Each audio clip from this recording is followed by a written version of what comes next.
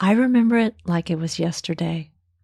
Sitting in the darkness, a bright flash of light, and then, rising out of the smoke, a naked Arnold Schwarzenegger setting off on a quest to kill Sarah Connor. That's when I first became afraid of machines trying to kill humanity. But then I thought, nah, we'd never be stupid enough to invent those kinds of machines. And here we are. So many companies releasing their version of AI chatbots. I've used them, and they've been useful, albeit limited tools to help synthesize information that I provide. The work they do doesn't replicate humans very well, except in certain ways that are a bit alarming. They can be very susceptible to spreading misinformation and to parroting biases that circulate online. Chatbots, they're just like us. So now I find myself ambivalent about AI. I've seen some amazing ideas of using AI in arts and health. And it's exciting to think of human beings having a little tech buddy to help with the more tedious aspects of doing anything. But I'm not looking forward to AI replacing actual humans at doing certain jobs. I like humans and their capacity for nuance and operating in gray spaces. But I'm not an expert on AI, so that's why I'm sharing with you today one of my favorite episodes of Crossed Wires, hosted by James Bilsbrough and Jay Bloom. Their guest is Dr. Catherine Flick, who has her finger on the pulse of what's happening with AI and what we don't have to worry about, but ways in which we should be concerned. Thanks to James and Jay for a very vigorous discussion with her about AI. You can find Crossed Wires anywhere you listen to podcasts.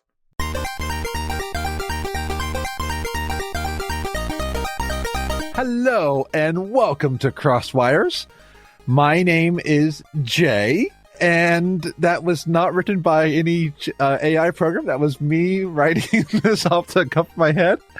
My lovely co-host, who, when I asked Mind Journey to show me a photo of him, brought back a picture of Neil Patrick Harris. So I don't know if it was quite there, but I mean, so how are you doing, James? I am feeling worried that an AI thought I'm Barney Stinson, but other than that, I am doing good. But I mean, that's how I met your mother. So. I'm gonna leave right now. No, yes, I'm doing good, Jet. I'm doing really good, and look, I'm really excited about this episode because we've used a little bit of ChatGPT.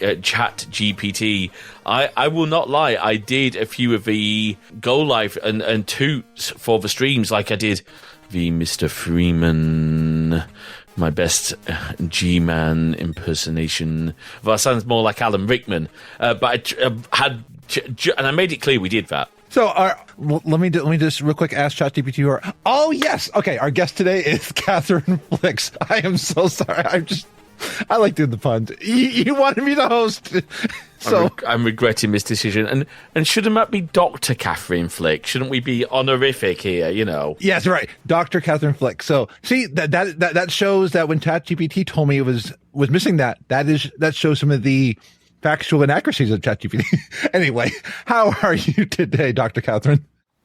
I'm very well, thanks. Actually, I have ChatGPT'd myself once, and it came back with the most ridiculous stuff that I was just like, yeah, okay.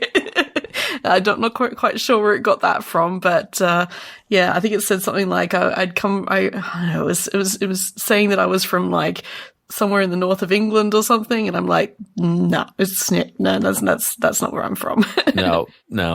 As an English Northernman, I can attest to the fact that Catherine is 100% not from the north of England.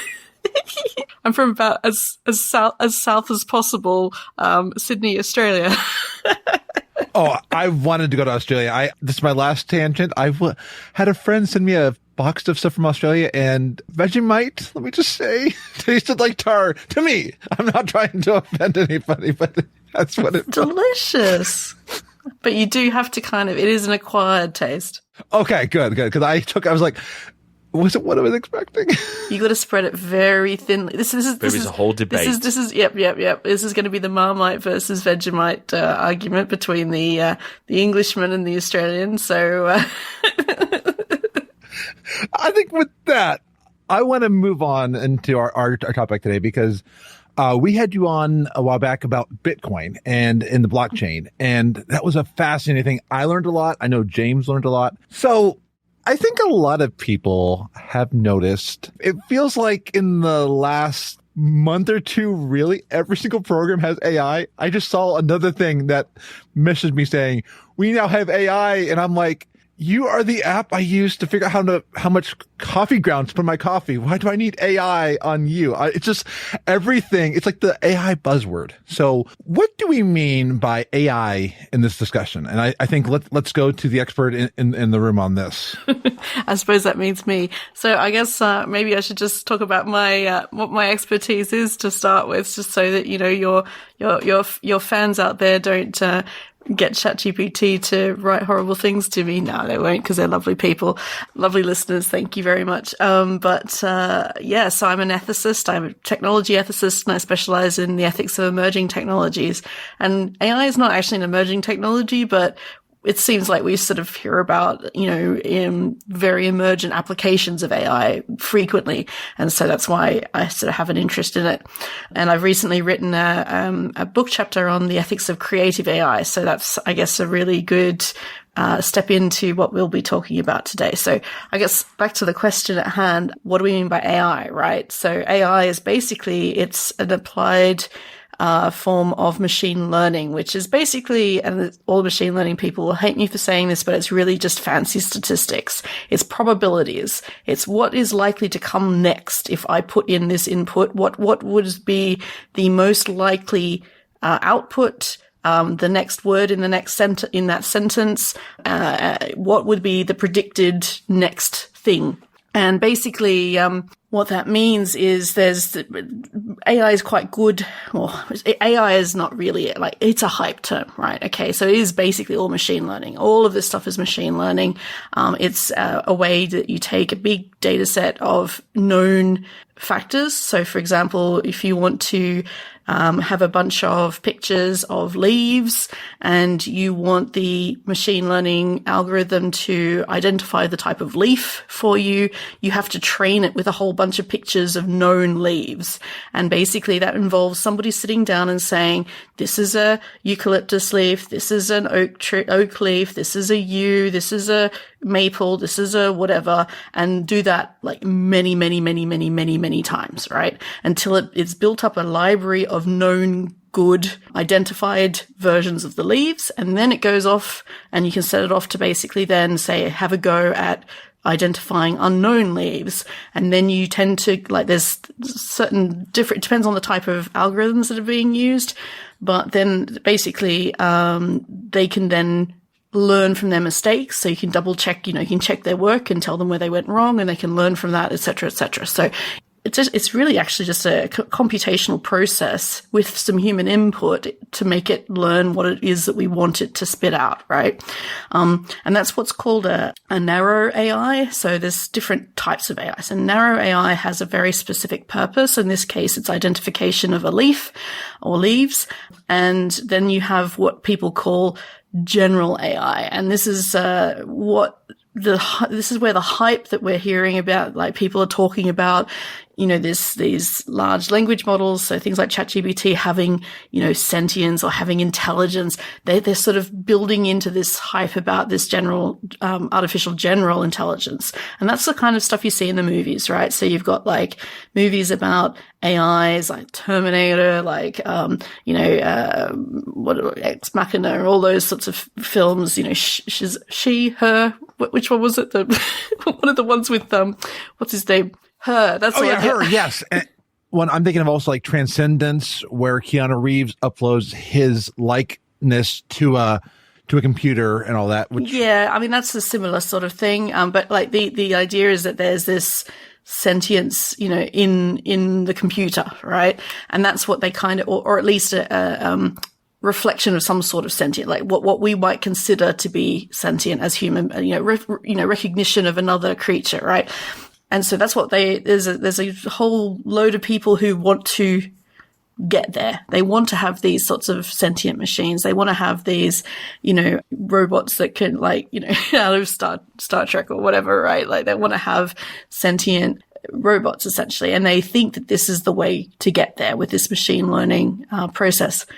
However, that it's not the case. This is not what is actually happening at the moment. What we have still is narrow AI. Even these very large language models, these are still very specifically trained for a very specific purpose, and they can't go outside their boundaries. Even though it might seem like they do occasionally, they can't actually do it. All they're doing is looking at a sentence that's been written and then predicting what the best output is for the next word in that sentence, or, the next sentence or the next paragraph or whatever. And this is why Emily Bender and Timnit Gebru and their co-authors talked about this being a stochastic parrot. Basically, it's, so stochastic means random. Basically, you can analyze it, but you can't really predict it. And they talk about it being a parrot, meaning that basically it can only really spit out stuff that has gone into it already. So it can only really repeat back at us what it has learned from reading tons and tons of text, right? So there's no way that it can go outside of that. It has those kind of concept of anything outside of the probabilities of words. Okay. So that's, I just really want to get that out the gate, because often people say, oh, but isn't it, maybe it's a bit sentient, or maybe it's smart, or whatever. Like, people talk about being intelligent as if it has a human style intelligence. But really it's not actually, it's just got a lot of data, and it has a lot of computational power behind it, so that it can look quite sophisticated when it's not actually that sophisticated in terms of intelligence-ness.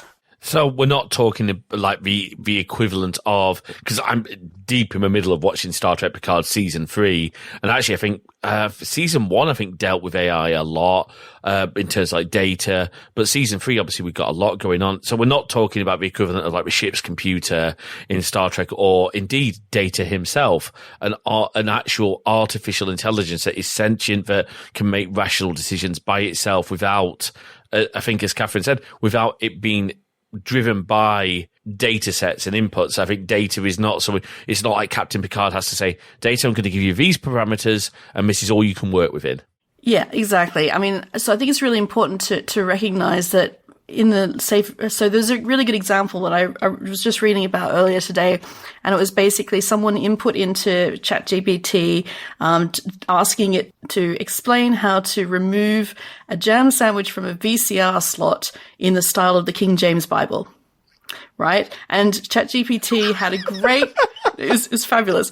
ChatGPT came up with this great response to this, and basically was yay though I walk in the all the sort of the very like very biblical style, old school biblical style words, and then it was like you must then place the knife between the jam sandwich and the slot and all this sort of stuff, Anyway, but the thing is that if you actually read through the solution it gave, it had no concept of what it was to have a jam sandwich stuck inside a VCR slot.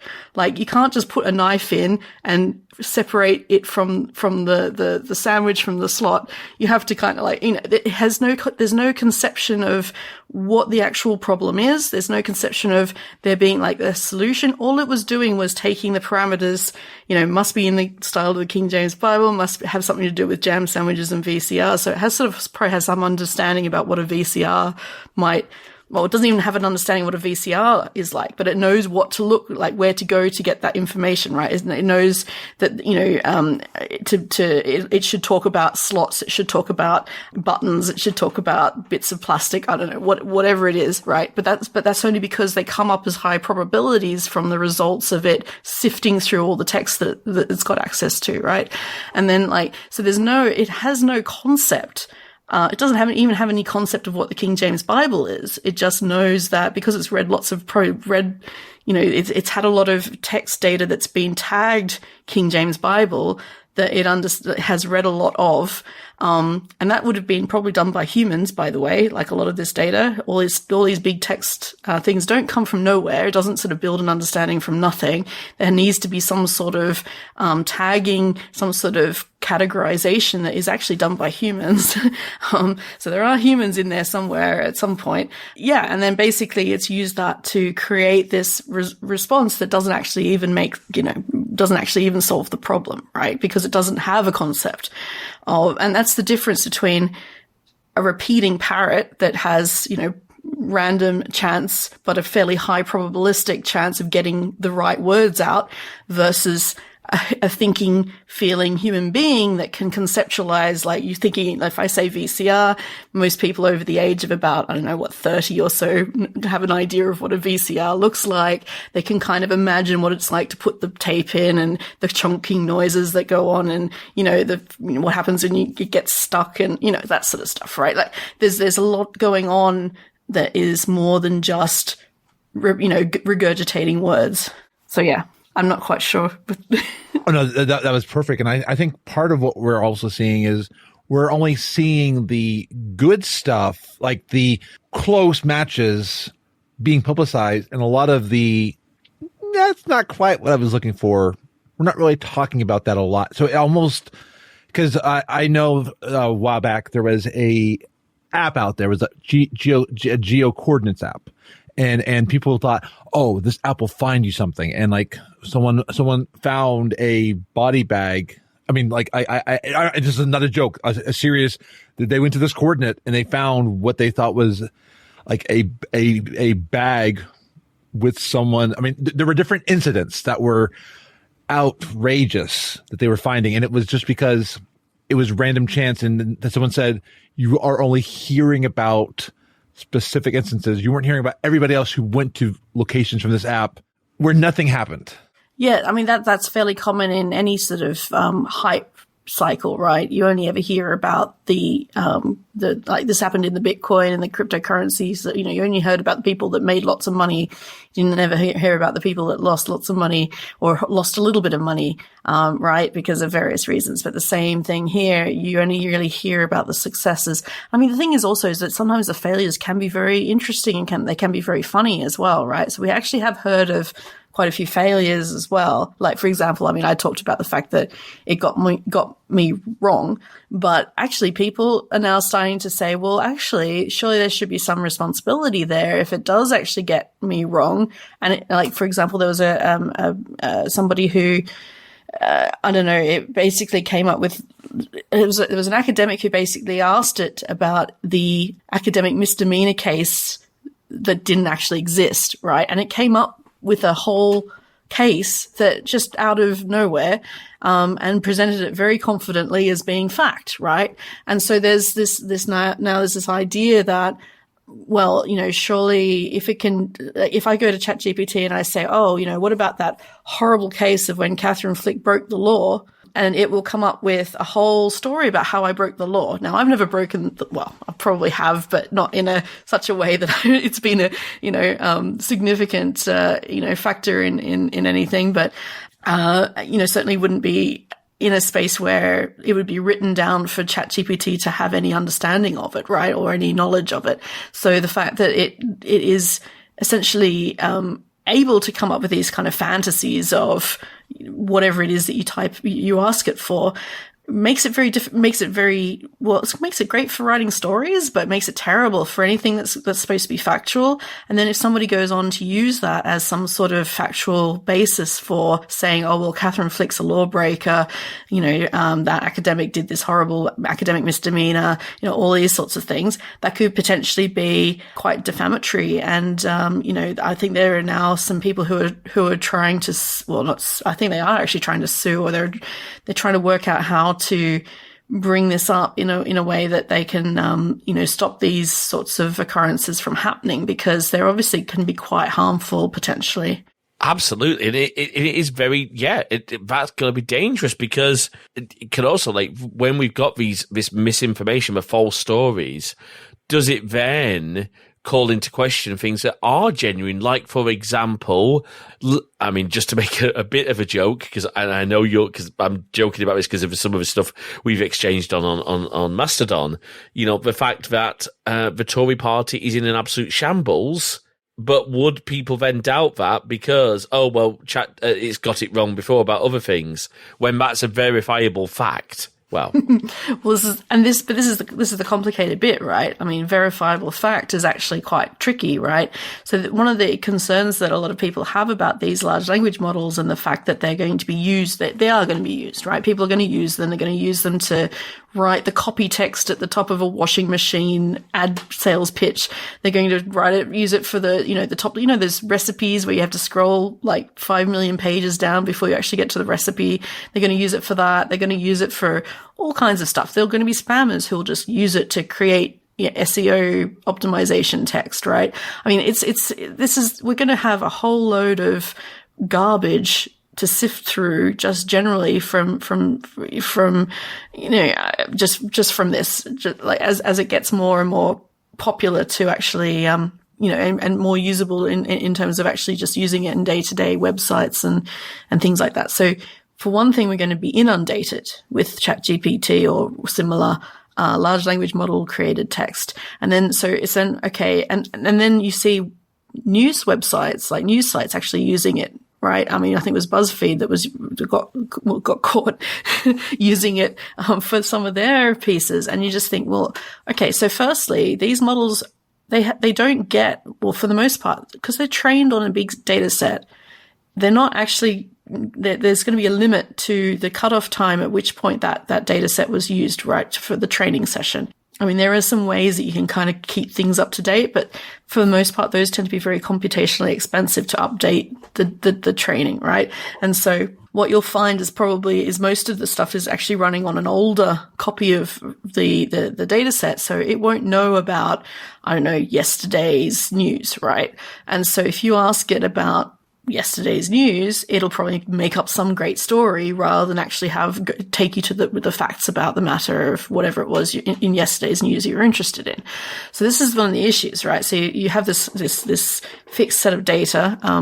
I mean, I'm sure they're building ways to update it more efficiently, but one of the big issues I think with the integration into search engines is the fact that these search engines are not very smart either. They can't really tell fact from fiction either. So you're going to find a whole lot of websites that look reasonable, and there's been a bunch of studies that show that people have no idea what to look for in terms of like factualness in terms of websites, right? So they just don't know what to look for. If it looks like a news website, they'll take it as a news website, even if it's like, The Onion or something like that, right? So this is the issue, is that we're going to have a whole load of junk to sift through to start with, and then a whole bunch of people who are misusing it to make it look like it's factual. And that can be, anti-vaxxers, pro-Russian websites. It could be, all sorts of, political or whatever,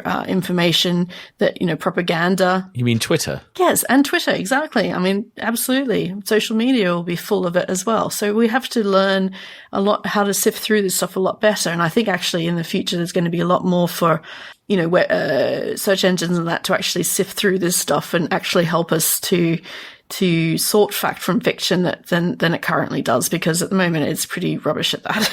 So yeah, I think this is one of the issues that people are really flagging up, is that we're just going to have so much junk to sift through that at the moment it's quite easy to sift out the spam because it's mostly just lots of repeated words and stuff, and most people can kind of say, oh yeah, that looks a bit spammy. But with these very sophisticated writing that these big large language models come up with, it's going to look more human, and therefore it's going to not tweak people's spam senses as well as it currently happens. And going along with that, these are two articles that are older, but they are still a fundamental aspect of this. So there are two articles that we'll have in the show notes. One is on years ago, Microsoft put out a chatbot, Tay, and Tay said some very racist. Well, Tay started out mostly okay, but over time, Twitter users started feeding Tay information and turn Tay into both be, say, some racist things, but also be a Holocaust denier and things like that. And that was showed that Tay was getting the data set, as you were talking about, that people were giving it, and Tay was parroting it back. Then also part of these data sets, back in 2015, Google Photos was, for instance, labeling Black people as animals, and this is something that Google apologized for and fixed. But it does show who's writing the AI, who's providing the data set. I'm trying to remember the one, but there is one. Someone was asking about even recently, someone was asking ChatGPT about when is this movie out, and ChatGPT, because of its data set being far back, was like, "Oh, this movie's not out. It's not coming out until next year." And like, it came out last week. Oh no, it's not coming out this week. This is currently this year, and you're lying to me. I mean, it was literally fighting the user who was chatting with it, saying that the user was making it up because of the data set. And yeah, I think you raised some very scary propositions that we have to ask, because some of the data looks good, but some of the data that is coming out is incredibly scary. And like, I know that I'm part of the millennial generation, and I know some of the scary part is, my generation, it was a little bit more, my generation was a little less skeptical of things we read on the internet than even the prior generations. And I know generations coming forward, I would say sometimes are a little even less skeptical. Not always, but some people I know have said, "Oh, it was on the internet, it must be true," or "I saw it on TikTok." And when you try things, you're like, "Oh, I shouldn't have tried that." I mean, I think Tide Pods people were told, try this, and no, it was a bad thing. But yeah, I think I'm scared by the fact that AI is being tied with search engines, which search engines, I've always been told, especially because I used to do marketing, take the results with a grain of salt. But that's because I was involved in search engine marketing, and I was involved in all that. And now tying that together, I'm kind of scared about what's going to happen. Yeah, well, you should be. I mean, it is scary. And I mean, the thing is also is that there's just so much money behind all of this. It's not going to go away anytime soon. It's just going to get worse.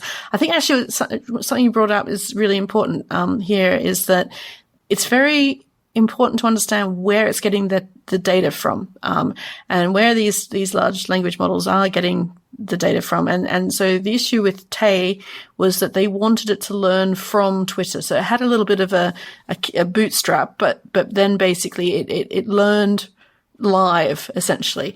Now they learned not to do that because of what happened on Twitter and what happened with Tay. And I've got some colleagues that wrote a couple of really good papers on that. So Fran Grodzinski and Marty Wolf, and they wrote some really good papers about Tay and the ethical issues with that, and the fact that there was no testing done before it was put up, and really it should never have been deployed. It should, and so thankfully, to a certain degree, these have been the sort of live learning has, well, it's not being completely stopped, but it's being a little bit more cautious, right? So they're being a lot more cautious with that sort of style of learning. However, they're still getting all of their data from the internet. And the places that they tend to scrape it from are places that are public facing. So, and places where people talk a lot because they want to get humans, they want to, have human sounding results, right? So it's Reddit, it's Twitter, it's public forums, it's things like, all those like Quora and all those like Stack Exchange. It's all those places where people have written conversations that are human, they have the kind of quirks that are human, and they also tend to be, and in the case of particularly Reddit and Twitter and some places, they are not always nice, and they are often quite racist. They're often homophobic. They're often transphobic. They're often sexist. They're often, really just awful people saying awful things. And all of this has gone into the learning models, right?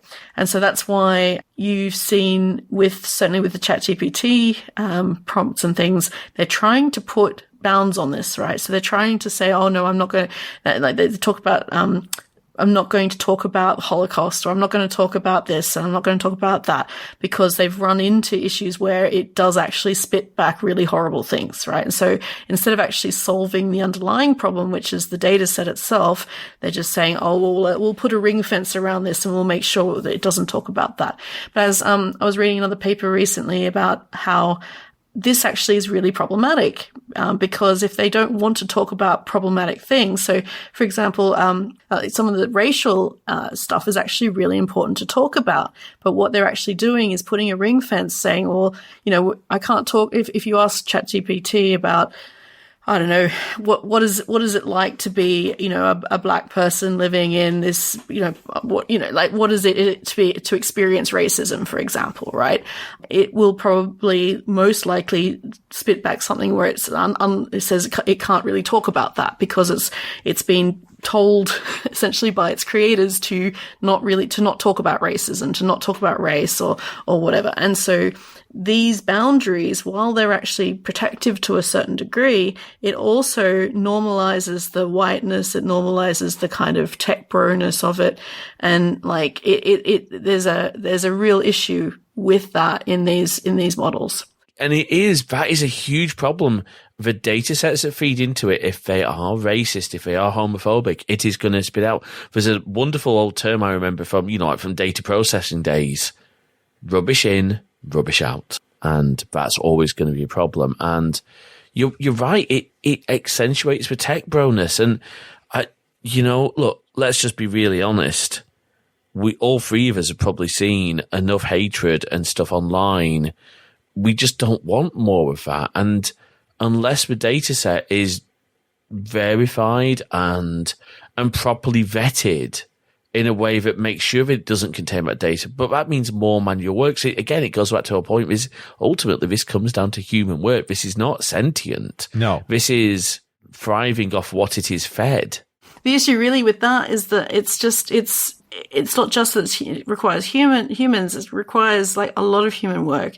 And a lot of that tends to be, the companies find the cheapest labor possible, which does tend, so in fact, there was a lot of, work being shipped out to Kenyans, because English is a first language for Kenyans, but of course they have basically a lower price point in terms of their their labor is worth, quote unquote.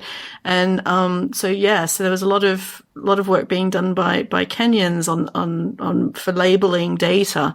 The issue also there is that because they basically just strike out a lot of the stuff that shouldn't be talked about, right? So there's no nuance there, and there needs to be some nuance there. And if it's going to be what they want it to be, it needs to be able to have that nuance and needs to be able to have that conceptualization, which is why, I just really want to ram this home, is that there is no way that this is ever going to become a sentient creature.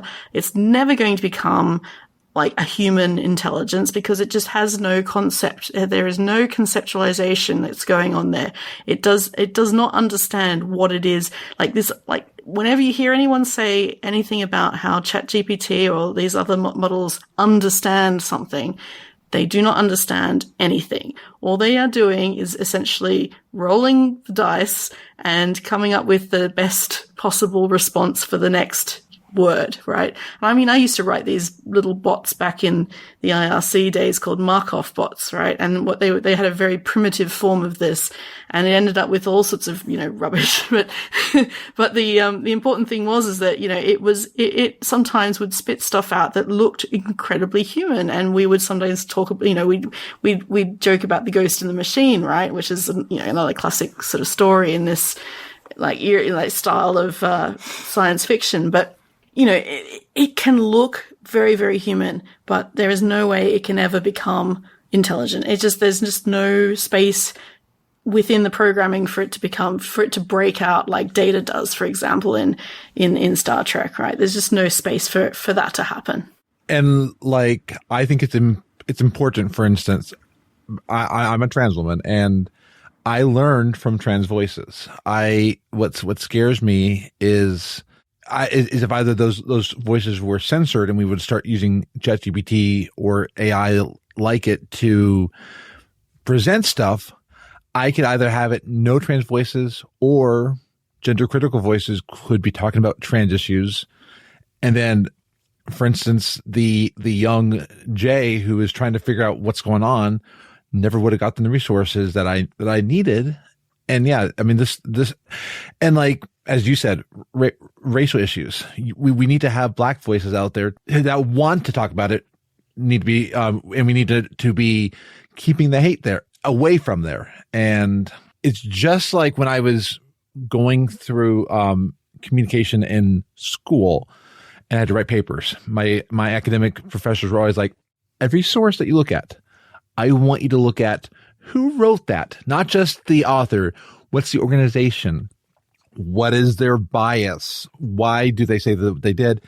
They said, I know it takes more time, but then that way when you're sourcing them, your information you'll be able to know who's behind it. And I found like one source on my paper that backed up my point, found out that the person running that organization had a big agenda and it flawed my paper.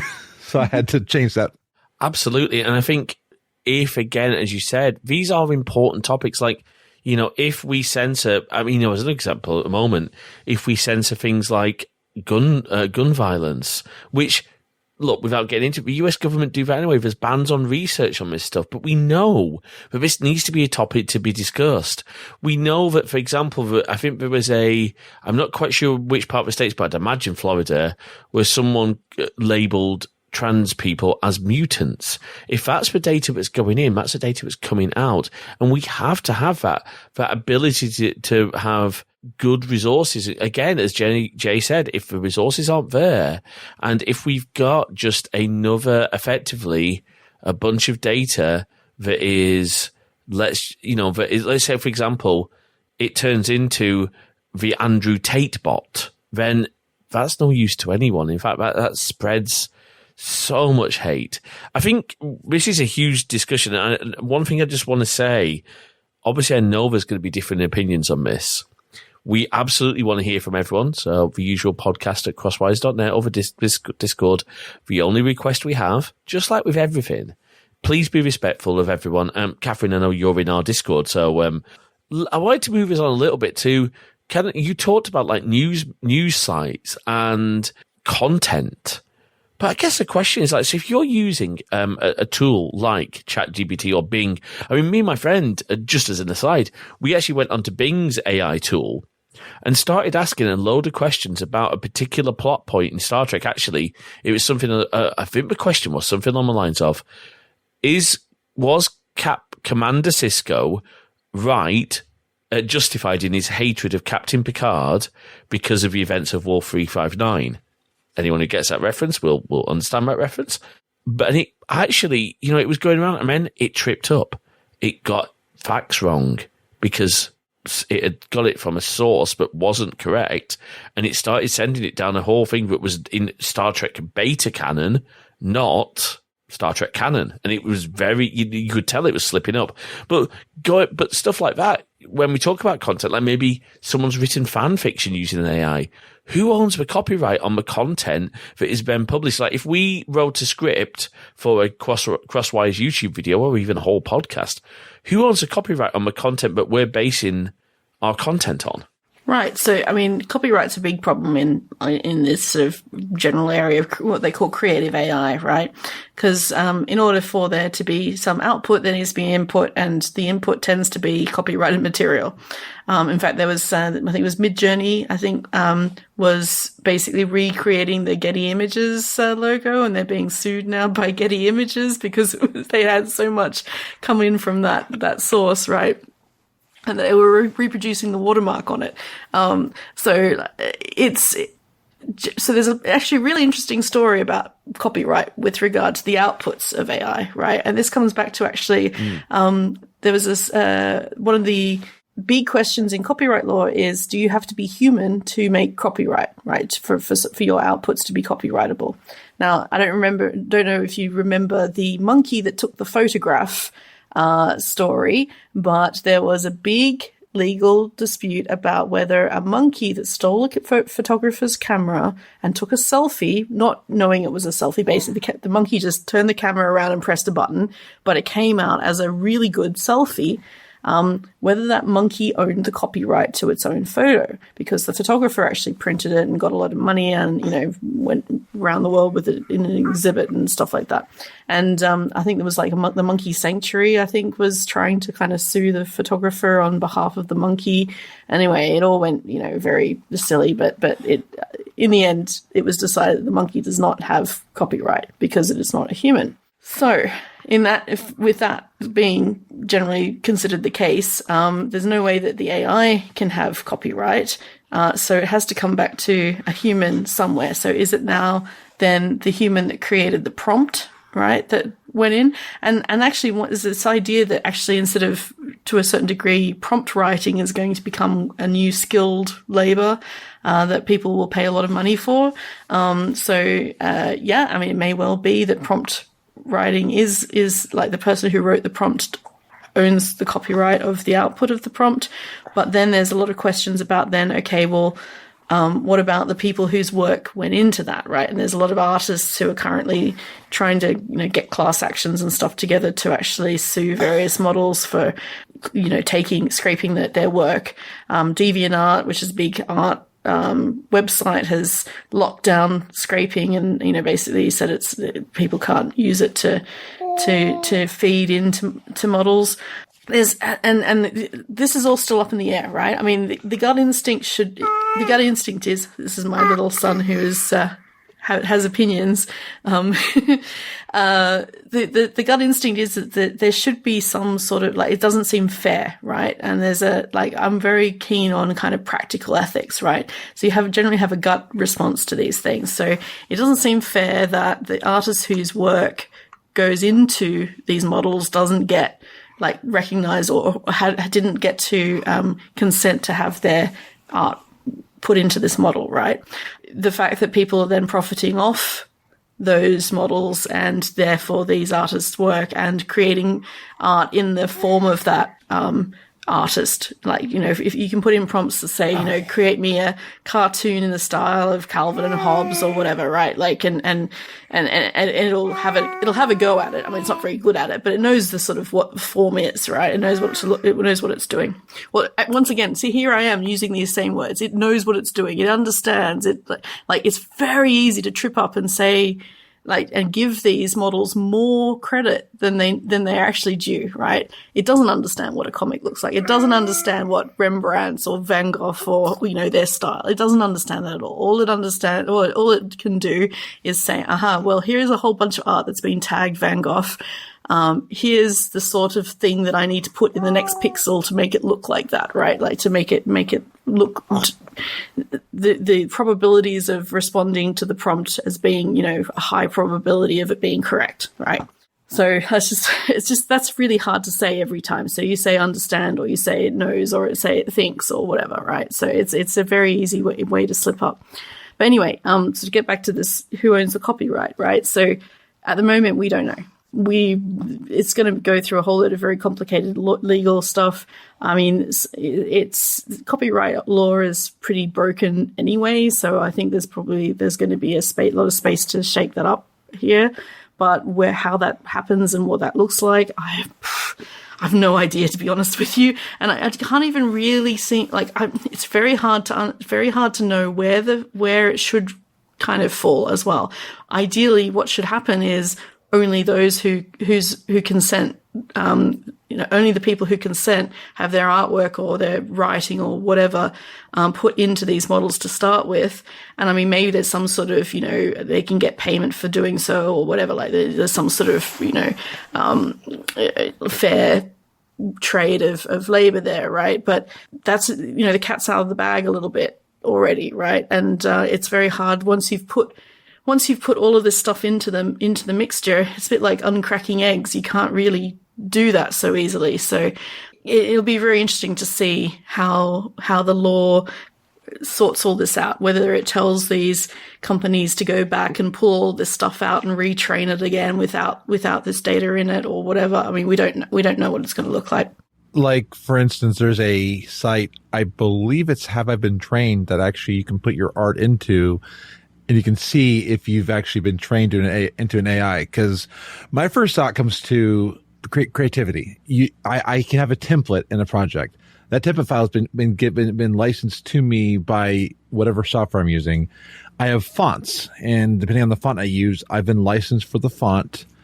I've been licensed for the music I use, the sound effects, the clip art, the images, but that's been specifically licensed to be adapted for what I'm doing. I can't, for instance, sell the thing outright. I have to make a derivative work using that. But as you said, all of this stuff has already been put out, well, already been scraped. And yeah, how do you tell somebody? Because it does go back to one thing I've thought about too. And like one thing that I've read about, like the original idea, who wrote the idea, or like sometimes two places will have an idea that's very similar, and you wonder, did they steal intellectual property, or did they both have an idea, or did they both get the idea from somebody else? And it's a very convoluted ethical case as well. Well, a prime example of that sort of like when we talk about intellectual property and who had the idea, there's been a thing going around for a very long time that Deep Space Nine, Star Trek Deep Space Nine, is effectively Paramount stealing the series Bible that they got from J. Michael Straczynski for Babylon 5. Now, Straczynski said he's not sure they did, but there's enough in there that he thinks they might have got inspired from it. But it's again, could this, one day, could our own show notes get sampled? Could episodes get sampled and used could someone say, generate me a podcast about the ethics of AI, and they suddenly scrape all of Apple Podcasts? One thing I wanted to just quickly clarify on, because tools like, I'm thinking of Pixelmator being a really good example, and things like super resolution, where they will use machine learning to resample and recreate images. But my understanding is the only thing it's taking in, well, no, maybe it's not. I guess on those ones, because obviously it's taking your image in, but then it's also, where does it get the things like, okay, how do I make this tree that appears based on my knowledge to be a oak tree? I've got a super high resolution image of an oak tree. Let me merge this in. Where does that come from? Because obviously we're talking here about Apple silicon chips. This is why this works so well. They have a neural engine, but even a neural engine is still powered by a data set, unless I'm much mistaken on that. No, you're absolutely right. And I don't know is the answer to that question. I'm not really that familiar with but I mean, it's not like, in the movies and stuff, they always say enhance, right? And there's this zooming in and this like a magic that kind of, it makes the car number plate readable or whatever, right? And I mean, that's not how that works. Like, you can't get something from nothing. So, there must be some other here I am going again, understanding, right? There must be some other data going into that. So I'm not sure. I'm not that familiar with Pixelmator, I'm afraid, but that it sounds, from the sounds of things, that it probably has, certainly will have been trained on similar things, basically, and been told whether that was right or wrong. But didn't Samsung get in trouble very recently for their moonshot stuff by identifying even like blurry photos of a moon and then replacing the images with the moon? Yeah, like the moon, because they're saying, our camera's so good. No, that's exactly. I mean, and this is where we'll start to see it more and more, right? So it won't be these big, like, groundbreaking, shifting changes in how we work or how we write or how we, create art or whatever necessarily. It'll be little tiny tweaks, things like these sorts of tools in Photoshop or in a camera phone or in Instagram filters or whatever that just make little minor changes, but ones that are quite significant. And actually, there's sort of changes that people will actually like. They'll like the fact that, their faces look smoother or their hair is now pink or, all of these, but these will all be run by these very, the narrow pro AI, the very specific machine learning applications that have these sorts of tasks assigned to them. And so, yeah, I mean, they once again, it still requires training. It's still, I mean, and it can come down to just basically, pixel replacement for, hair, for example. But like, more complicated things like the moon, it'll probably be looking for, quote unquote, once again, is, the moon shape. And it will be, this has got a 99.8% probability that it's a picture of the moon. Let's, what do we do next? We get our nice picture of the moon and we stick it on top. Isn't that right, Alex? That's what we do. And so we stick the picture of the moon on top and everyone's happy because they think they've taken a really cool picture of the moon when actually it kind of sucked. So, yeah. Yeah.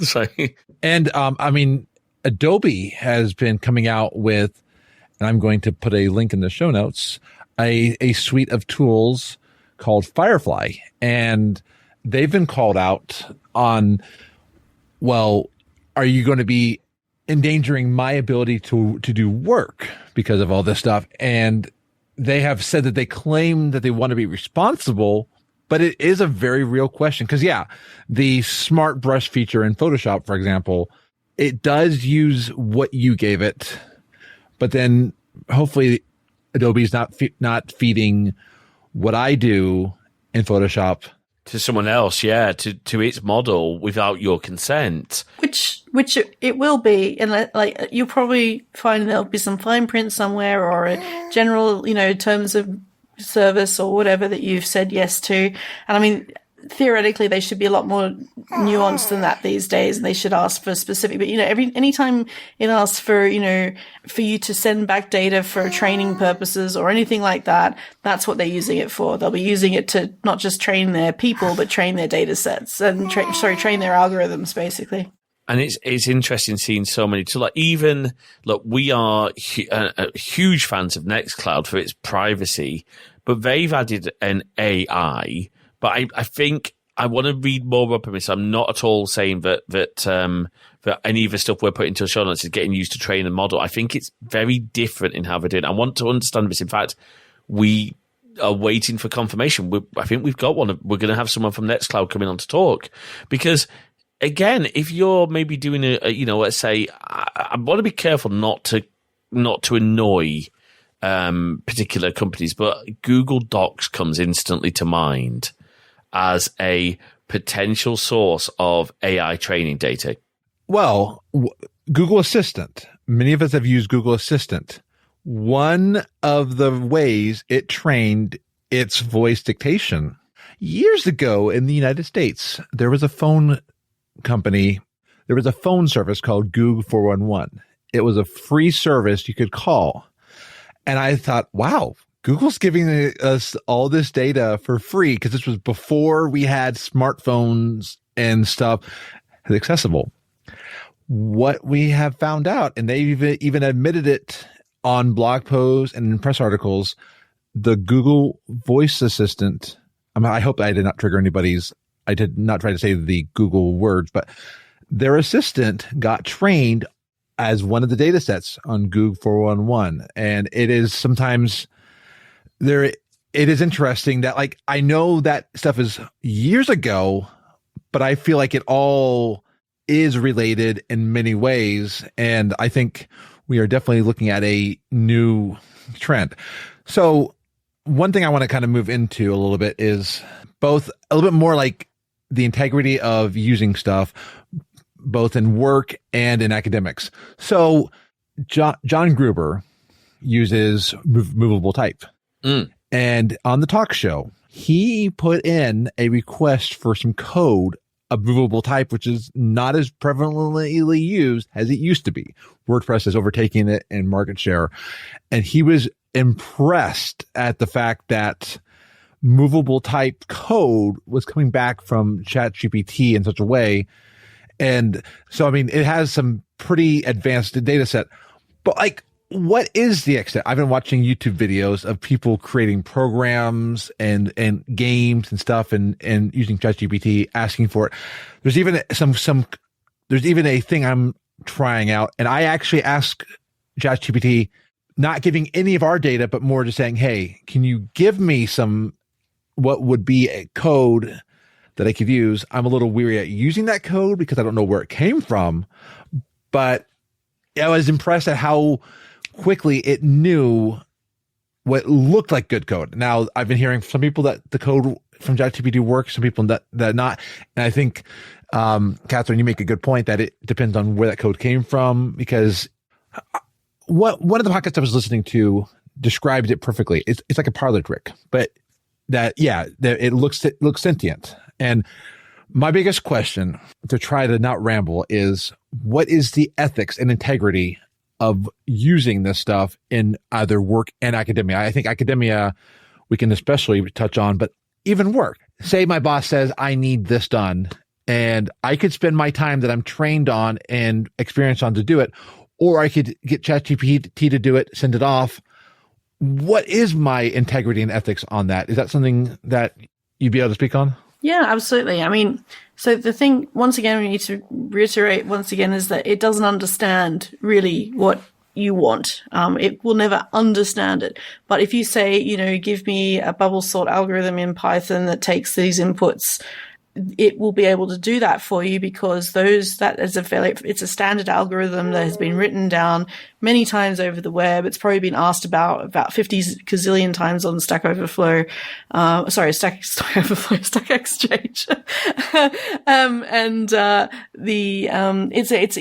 That's a very kind of standard set of things to do. And I mean, it's in a lot of things like, tests for jobs, for example, there's a lot of these sorts of classic algorithms. And there's also there's textbooks that have all these classic algorithms in it too. And I can guarantee they've scraped all of them, right? I mean, I've got some good classic Knuth in the background here on my bookshelf, and I can guarantee that's in there, right? So to a certain degree, it's not so much about where the code came from. It's about the prompt that was used to create, to ask for the code, right? And this is once again why I think prompt writing is going to be the next.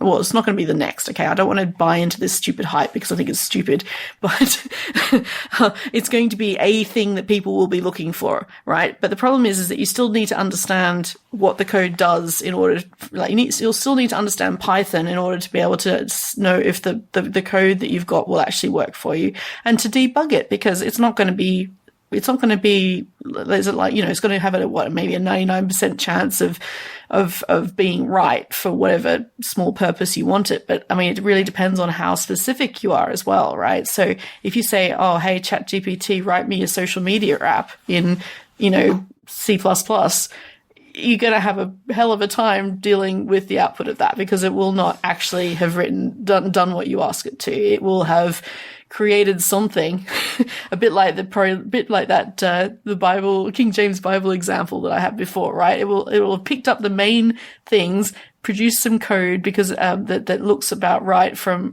various sources for that, but there'll be no ability, there won't be any way to put it together or understand, then what you actually do with it necessarily either, right? So, but if you say, hey, give me a very specific sorting algorithm, or write hello world in Python, or something that's fairly simple, it'll be able to do that for you, because those are very standard, easy things that, are in every textbook, basically.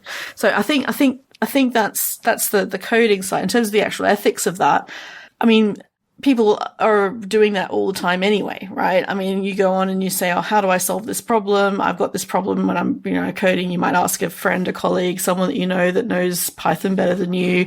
There's whole support groups for people who have Python programming questions, right? So I don't think there's anything unethical about asking for help, in terms of creating stuff like that. I mean, ultimately, when it comes to it, programming is,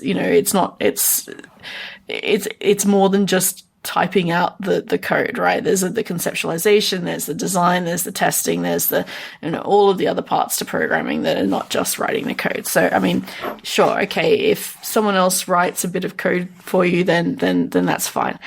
In terms of in academia, this is where it gets a bit more complicated, because the idea is that you're learning, and you're supposed to be learning how to do this stuff. You're supposed to be learning how to write an essay, how to program, how to, argue a case, right? And if you're getting, a large language model to do those things for you, then maybe you're not learning. But I mean, this is one argument, right? But then there's another argument that says, actually, if you want to have a good essay that argues, say, I don't know, about the ethics of ChatGPT, for example, you need to understand, you need to be able to write the prompt well enough to actually have it be able to put out the sorts of data that you want it to output. But also, like, you need to actually go and find sources, because it's not good at sources. And that's one of the things that we've discovered, is that it has complete fantastical citations for people that just do not exist. In fact, a bunch of my academic colleagues have had people writing to them asking for papers that ChatGPT has just concocted from somewhere, and they look like the sort of papers that my colleagues would write, but they're not actually, they've never written them. And and so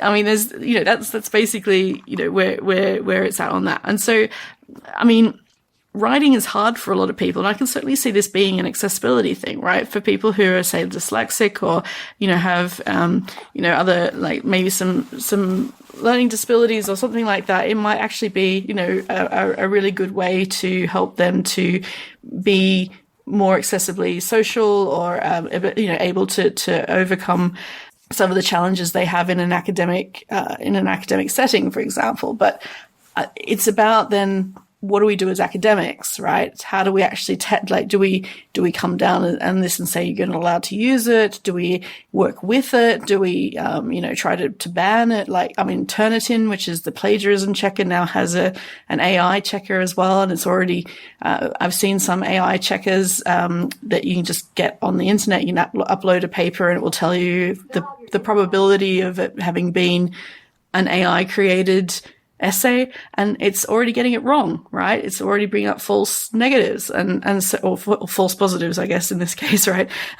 So yeah, it's a problem, because we're now using AI to check for AI, and where does it stop, really? So I think, there's a lot to be said for working with this, right? And, we change up the way that we assess, right? So we have more sort of question answer type things, where it's sort of done, it's done live or whatever. I don't like going back to traditional exams, because I think they're quite inaccessible. But, things like presentations, things like different, more creative styles of assessment that aren't necessarily essays, for example. So, I mean, I've done all sorts of unessays and weird thing, creative, artworks and all sorts of stuff, but things that sort of are a bit more, that are less gamifiable, I guess, by AI, or things, or you just let them go for it and you pick out the low-hanging fruit of the ones that are obviously not bothering to cite, they're coming up with random, ridiculous citations, or, there's so many different ways you could go about it. But I think, the cat's out of the bag now. We're not going to be able to put it back in. And I think we're going to have to live with what we've got now, at least in terms of these sorts of large language models, because that's, people are creative, and they can use it for very creative things. And we've seen a lot of very creative and fun things come out of these language models. But then also people we find, particularly in academia, students are busy and they have multiple responsibilities. They have caring responsibilities. They have, they work 3 jobs. They have a crappy home life, and they need to get their paper in by midnight tonight, even though they've had no sleep for 3 weeks because they've been, had insomnia or whatever. And so they'll take what they can get, right? And then we just have some students who are just plain want to get through with the minimum amount of work possible, right? And so there's a whole bunch of reasons why people might actually use these in an academic setting in particular. And I mean, we just have to it's going to be very hard to we're asking the wrong question in some ways, because we need to basically be going back to what is assessment, how are we assessing, and is, the classic form of assessment, is that actually still a reasonable way to assess learning? And I mean, it's an easy way to assess learning, but is it an appropriate one, especially given these new tools? So I think academia's got a lot to work on, but I don't know. It's going to be a fraught battle between the old schoolers and the new schoolers, I suspect. I think you're right. That's going to be very, very interesting, and it's going to be, it'll be an interesting battle. I think I'm with you because I'm not an academic. I get my hands dirty. I love learning new things, but I was terrible at exams, terrible at things like that. I never found them helpful for me to assess my learning because I got very stressed, particularly with my eyesight. And although I got extra time, the school really handled it badly. And that aside, moving on, because I'm very much aware of time and also the fact that we've obviously got an extra guest who's definitely very interested in sharing his opinions, and he's very welcome. We talked a lot about this whole thing of what is feeding the data sets. Now, that then brings us around to what does that mean in terms of the data that you're putting in your prompts, in things like that? Because let's just flip this around to data security. If you're working in an industry that has maybe, confidential data, like for example, okay, let's say you are a doctor and you're treating Mrs. Jones and she's got a rather embarrassing medical condition. So you would potentially put into ChatGPT, how do I soothe a condition? I'm not going to name a condition. You can all imagine your own embarrassing medical conditions for this purpose. In a 58-year-old female with history of blah, blah, blah, blah, blah, who lives in XYZ, because that could be a factor, and you accidentally you either put the name in by accident or something like that. What are the implications of that? Because you've just fed an AI training model and an AI prompt a bunch of PID, personally identifiable information, and very sensitive information as well. Like how? Because what do you do? How do we be mindful of that? I mean, is it just as simple as don't put that stuff into ChatGPT? Yeah, it is that simple. We should not be putting that sort of stuff into ChatGPT. I mean, the problem is that we will, because we're humans and we're really bad at making decisions like that, and we're just, we don't think about it. We just sort of assume that it's a black box that nothing's ever going to come out of, and it just, we've already sort of touched on this before, but we're starting to see things where the fact that they've been scraping publicly accessible information is coming back to kind of haunt the people that created that information, right? And so we're starting to, and also there's some strange sort of things going on with some of these models where, you can put in sort of prompts and it will come back with something completely different. And there's obviously some bugs, I think, being ironed out there, but there's a lot going on in terms of the security of the data that you're putting in and the questions that you're asking as well, the security of those questions. So, I mean, I think there's going to be I think we're going to see a huge uptick in the amount of education for people who work in particularly vulnerable industries like healthcare and schools and things like that about the use of ChatGPT within the schools. I wouldn't be surprised if you see the IP addresses, like schools lock down a lot of websites. I suspect they'll probably lock down all the ChatGPT type websites just to start with. And I wouldn't be surprised if they do the same in because you know what kids are like. Yeah, exactly.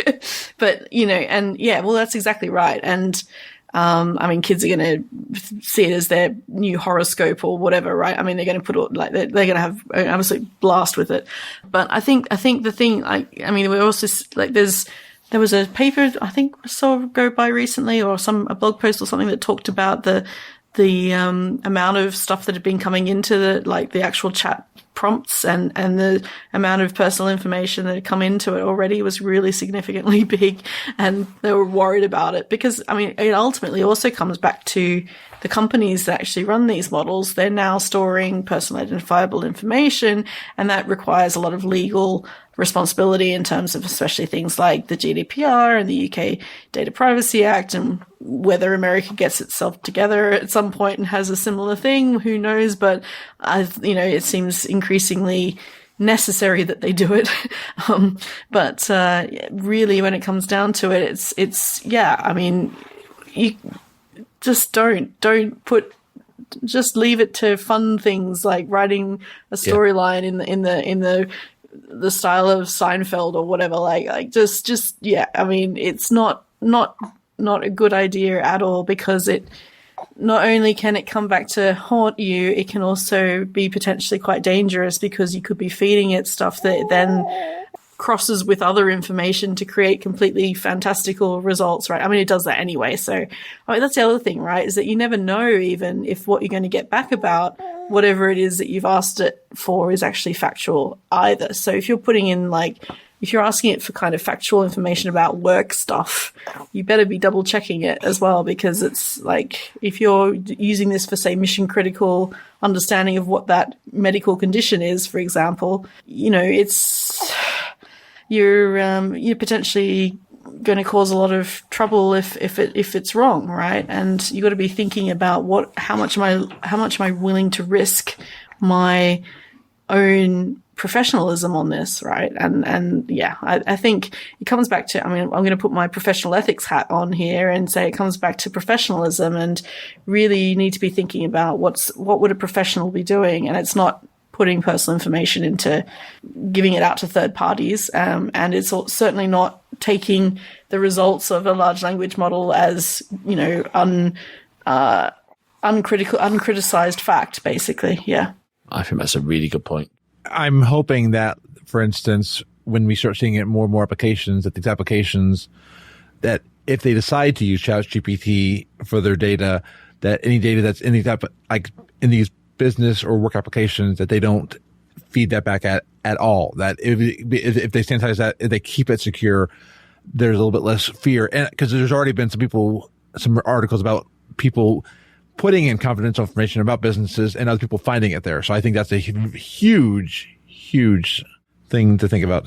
It's incredibly risky. And I think, it comes down to professional ethics. It comes down to your company's information security policy. It's there for a reason. Absolutely. And it's going to be the case that data exfiltration protection tools, like things like ClearSwift and other tools, are going to have to start baking in protections on ChatGPT. I can see those IPs and those addresses getting blocked in so many corporate scenarios. Look, it's something I could do here very easily. We were talking, with Alex, literally. So for perspective, the episode we recorded, not this Alex, different Alex, Alex Lowe, the Wi-Fi guy. We're talking with him recently, well, literally a couple of hours ago, about all the features that routers have for content control. Well, you're going to have to start looking at this stuff. And I would really, really be uncomfortable right now if I was a chief information officer or information security officer or data protection officer in a business. So for example, I've just asked for my data to be erased at the restart course that I was on when I was unemployed, because I'm like, I don't want you having any more of my data. I'm done. And they'll do that. But what if they were putting in, find me jobs that would be suitable for James based on this? Well, that's sending the fact that I wasn't working. It was sending my CV potentially. And I get enough spam on LinkedIn from podcast promoters. By the way, if any podcast promoters are listening, be very, very clear. No, we don't want you to help us to hit the top 100 in iTunes. We'll try and do that by ourselves. Thank you very much. But I want to say, Catherine, thank you so much for joining with us. And also thank you, Alex, for joining us as well. I mean, this has been an absolutely amazing talk. And I know that our listeners are also going to have come away with a lot of things to think about, because I think this is a fascinating future, but also one with a lot of repercussions and a lot of things. And it's not new. It's the current hype, but it's things that in some ways it feels like we haven't learned something as a tech culture. And I think one of the quotes I like to kind of go is, just because we can doesn't mean we should. Isn't that a quote? I think, isn't that a great line from Jurassic Park? We we think just because we can do something doesn't mean we necessarily should. I think that is that Jeff Goldblum's line. I think so. Is that the Jeff Goldblum or this is my entire reason for existence. This like I use this. There's a different this that I use all the time, and that's basically my entire job description. Yep. Can I just say one more thing on all of this? I think it's also just to come back to the hype thing. I mean, there's a lot of hype around AI at the moment, and it is a bit scary because people are saying a lot of things that it could potentially do. Now, remember that could potentially does not mean does right now. And it's very important to separate that out, because there's a lot of people with a lot of money who are going to be trying to make a lot of money off this potential could do. And this is, we saw the same thing with the cryptocurrency hype cycle, right? There was a huge lot of, it can potentially, blockchain can do all of these, potentially do all of these things. It can potentially change, how you buy your house. It can change how you invest your money, all this sort of stuff, right? And then it kind of crashed and burned horribly because it didn't actually do any of that. Now, we need to be very careful about AI, about what it can and can't do. And a lot of the hype at the moment is very, very hype-tastic in terms of what it might be able to do in the future. But we need to be focusing on what it actually does do now. And a lot of what it does do now is actually quite problematic just to start with. It has got a lot of potential, right? But it doesn't mean that it doesn't mean that it's not a problem. Like, it's not got issues, like the issues that it might have in the future, like taking over the world or whatever it is, all this sort of hype you see from these futuristic types. Don't worry about that.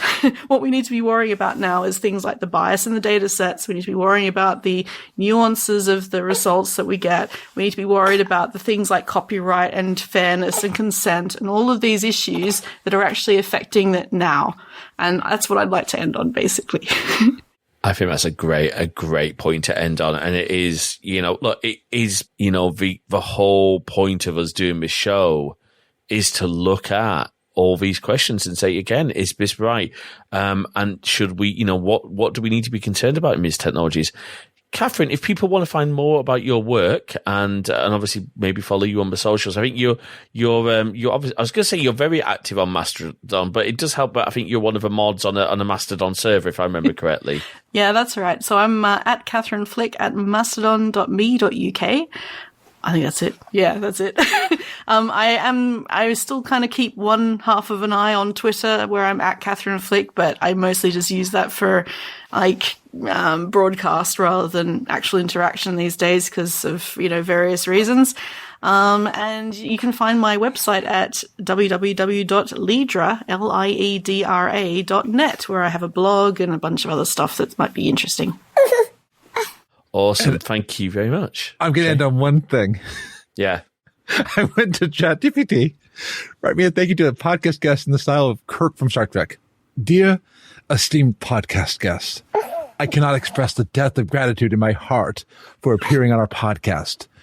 Your knowledge, humor, and passion for your field were reminiscent of the fearless exploration we undertake on the USS Enterprise. Your contribution to our podcast has enriched our listeners' minds and expanded their horizons beyond measure. Truly, your wisdom is a gift to us all. We are humbled by your generosity in sharing it. If there is ever anything we can do to reciprocate your kindness, do not hesitate to ask. We stand ready to assist you in your future endeavors.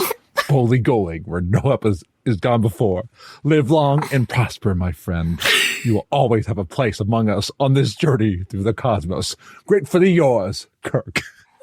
Flick! I think with that. That's the best thank you I've ever had. Thank you so much, ChatGPT, via Jae, via Kirk, somewhere.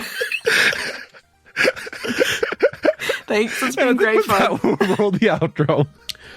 Oh my.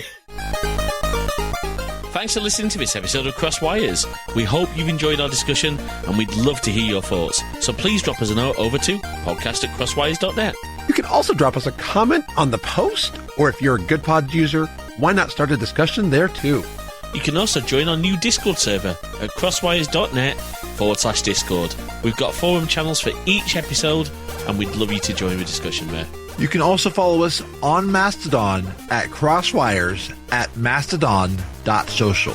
And of course, you can find my show in all the good podcast apps and all the really bad ones too. More of our content, head on over to crossedwires.net/YouTube for all our videos, and keep an eye on our Twitch channel at crossedwires.net/live for our upcoming streams. If you like what you heard, please do drop a review in your podcast directory of choice. It really does help spread the word about the show. And of course, if you can spare even the smallest amount of financial support, we'd be incredibly grateful. You can support us at ko-fi.com/crossedwires. That is ko-fi.com/crossedwires. Until next time, thanks for listening.